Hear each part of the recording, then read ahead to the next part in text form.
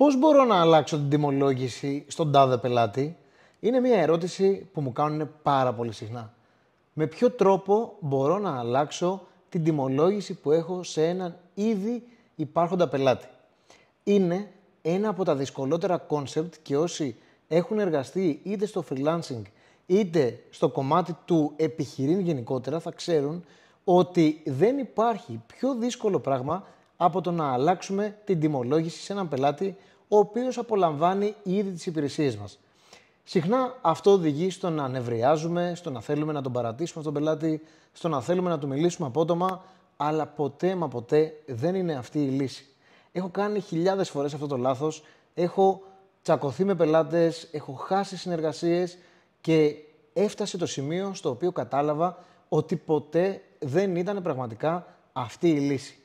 Η λύση για να μπορώ να τιμολογώ τους πελάτες με τον τρόπο που θέλω εγώ είναι να βάλω τα κατάλληλα όρια, αλλά τα όρια μπαίνουν στην αρχή. Άρα, όχι μόνο να βάλω τα κατάλληλα όρια, να βάλω τα όρια στην αρχή. Να βάλω σωστά δομημένη την προσφορά μου, η οποία θα λέει ότι εάν πετύχουμε τους χ στόχους, εγώ θα θέλω το τάδε ποσό, την τάδε αύξηση του συγκεκριμένου πακέτου.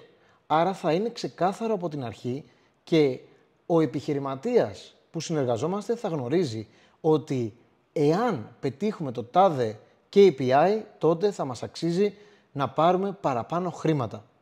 Είχα κάνει λοιπόν πάρα πολλές φορές αυτό το λάθος, στο οποίο πραγματικά δεν μπορούσα να καταλάβω γιατί συνεχώς χάλαγε η διάθεσή μου.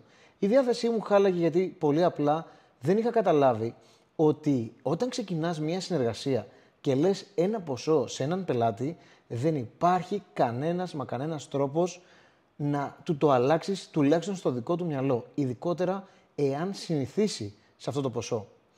Υπάρχουν πάρα πολλοί πελάτες στην αρχή που δεν κερδίζουν όσα θα ήθελαν, αλλά μετά από μερικούς μήνες είναι πραγματικά πάρα πολύ κερδισμένοι από τη συνεργασία που έχουν μαζί μας.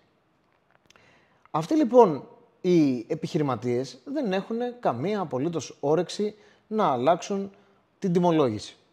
Γιατί πολύ απλά νιώθουν αδικημένοι. Γιατί θα σου απαντήσουν πάντα το ίδιο πράγμα. Μα δεν μου το είπες στην αρχή. Μα γιατί να το αλλάξουμε αυτό τώρα? Πώς θα το ήξερα εγώ λοιπόν αυτό? Υπάρχουν πάρα πολλές αντιρρήσεις, υπάρχουν πάρα πολλοί λόγοι να σε κατευθύνει προς τη λάθος κατεύθυνση ο συνεργάτης σου, ο επιχειρηματίας, ο πελάτης σου και τελικά να μην υπάρχει κανένας απολύτως τρόπος να ξεφύγεις από μια συνεργασία η οποία σε βάζει μέσα. Τι θέλω να πω με αυτό? Ξεκινάμε πάρα πολλές φορές μια συνεργασία με δεδομένο ότι ο απέναντι επιχειρηματίας θα θελήσει από μόνος του να μας κάνει αύξηση. Αλλά αυτό είναι το μεγαλύτερο λάθος που θα μπορούσαμε ποτέ να κάνουμε. Γιατί εκείνη τη στιγμή αντιμετωπίζουμε τον εαυτό μας σαν εργαζόμενο του εν λόγω επιχειρηματία. Και είναι ένα από τα μεγαλύτερα λάθη που μπορεί να κάνει κάποιος ο οποίος θέλει να χτίσει ένα αλφα εισόδημα το οποίο θα αυξάνεται με τον καιρό. Αυτό που κατάλαβα εγώ, αυτό που διαπίστωσα μετά από πολύ καιρό, είναι ότι έπρεπε εγώ να εξελιχθώ σαν επιχειρηματίας. Έπρεπε εγώ να μάθω να βάζω όρια. Δεν μου έφταιγε κανένας άλλος παρά μόνο η απειρία που είχα τότε. Αν εσύ λοιπόν βλέπεις αυτό το βίντεο ή ακούς αυτό το podcast, πρέπει να γνωρίζεις το εξής. Μπορεί να σου πάρει καιρό, αλλά θα πρέπει να προσαρμόσεις όλες τις προσφορές σου πάνω σε αυτό το μοτίβο. Ποιο είναι αυτό το μοτίβο? Το μοτίβο των ξεκάθαρων συνεργασιών. Τι του παρέχεις, για πόσο θα το παρέχεις, πότε θα αυξηθεί η τιμή, για να γνωρίζει και αυτός, γιατί πολύ απλά όταν μία μέρα πας και του αυξήσεις την τιμή, θα νιώθει ότι τον εκδικείσαι. Ενώ εσύ στην πραγματικότητα απλά περίμενες από μόνος του να σου κάνει αύξηση στο ποσό που σου δίνει. Λοιπόν, θα σου πω το εξής. 99,9% δεν θα γίνει ποτέ. Θα γίνει μόνο στο δικό σου φαντασιακό κόσμο. Και θα πρέπει να το προσέξεις πραγματικά πάρα πολύ. Είναι η μεγαλύτερη παγίδα γιατί αρχίζει να σε τρώει και συναισθηματικά, αρχίζει να σου μειώνει την όρεξη και τελικά να μην θέλεις να βλέπεις τον συγκεκριμένο επιχειρηματία ή πελάτη μπροστά σου. Αυτό, ξαναλέω, πηγάζει καθαρά από εσένα. Θα πρέπει να κάνεις την αυτοκριτική σου και να καταλάβεις ότι σε κάποιες συνεργασίες έχεις πέσει έξω. Και έχεις πέσει έξω γιατί δεν ήσουν προετοιμασμένος ή προετοιμασμένη να κάνεις τόσο καλή δουλειά. Ή αν στο βάθος το ήξερες ότι θα κάνεις τόσο καλή δουλειά, το κομμάτι το επιχειρηματικό σου έλειπε και γι' αυτό υπέπεσες σε αυτό το λάθος. Πρόσεξε να δεις. Υπάρχουν πάρα πολλοί τρόποι να αντιμετωπίσεις έναν πελάτη. Ο καλύτερος όμως τρόπος είναι με την ειλικρίνεια και με την οριοθέτηση. Είναι ένα τεράστιο μάθημα που το παίρνεις σιγά σιγά. Οι normal αντιδράσεις, οι οποίες γίνονται σε όσους ξεκινάνε τώρα ή δεν έχουν πολλή εμπειρία από το επιχειρηματικό κομμάτι, είναι να κάνουν λάθος τοποθέτηση του εαυτού τους στην αγορά. Όταν λοιπόν γίνεται λάθος τοποθέτηση του εαυτού σου στην αγορά, μετά είναι δύσκολο να ξεφύγεις. Και το μεγαλύτερο πρόβλημα, παύλα, σφάλμα θα έλεγα, θα τολμούσα να πω, που μπορεί να κάνει ένας νέος επιχειρηματίας, είναι απλά να αρχίσει και να διώχνει πελάτες. Οι πρώτοι πελάτες που θα πάρεις θα απαιτούν συνεχώς την προσοχή σου. Είτε είναι 100 ευρώ, είτε είναι 50 ευρώ, είτε είναι 200, είτε 1000, είτε 2000, θα απαιτούν μόνο τη δική σου προσοχή. Ο τρόπος λοιπόν για να διαχειριστείς τη μετάβαση από τον freelancer σε έναν επιχειρηματία είναι να μάθεις να διαχειρίζεσαι τις συζητήσεις. Γιατί αν τα κρατάς μέσα σου, αργά ή γρήγορα θα σκάσεις και κανένας, πίστεψέ με, δεν θα καταλάβει το γιατί. Δεν υπάρχει περίπτωση κανένας επιχειρηματίας να κάνει αναδρομή στο παρελθόν και να πει «Α, ήμουν άδικος. Α, ναι, έπρεπε να δώσω παραπάνω». Ποτέ. Πολύ απλά, όταν θα ζητήσεις παραπάνω χρήματα, θα μπεις αυτόματα σε μία σύγκριση με τον οποιονδήποτε επαγγελματία, παύλα, επιχειρηματία εκεί έξω και τότε πολύ απλά θα έρθει ο επιχειρηματίας και θα πει «Να, γιατί να πάρω αυτόν με αυτά τα χρήματα που μου ζητάει συνεχώς παραπάνω και να μην πάω σε μία π.χ. μεγαλύτερη εταιρεία». Άρα εκεί το παιχνίδι το έχεις χάσει. Η οριοθέτηση γίνεται από την αρχή. Η οριοθέτηση είναι η μητέρα των καλών και μακροχρόνιων συνεργασιών κατά τη δική μου ταπεινή άποψη.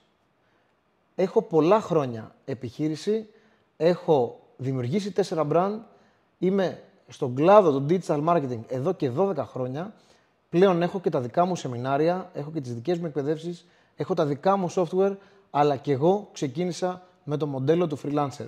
Ξεκίνησα από το 0, από ταμείο ανεργίας, προχώρησα, έκανα λάθη, διαχειρίστηκα λάθος καταστάσεις, καταστάσεις οποίες ένιωθα εγώ προσωπικά αδικημένος, αλλά το πρόβλημα δεν ήταν ότι υπήρξε κάπου αδικία. Αυτό θα πρέπει να καταλάβουμε όλοι. Δεν υπάρχει καμία αδικία. Έτσι είναι το παιχνίδι. Έτσι παίζεται το παιχνίδι. Και αν δεν ξέρεις να το παίξεις το παιχνίδι, θα βγαίνεις ζημιωμένος ή ζημιωμένη. Άρα, θέλω να κρατήσεις ότι το παν είναι στη δική σου και μόνο διαχείριση. Το παν.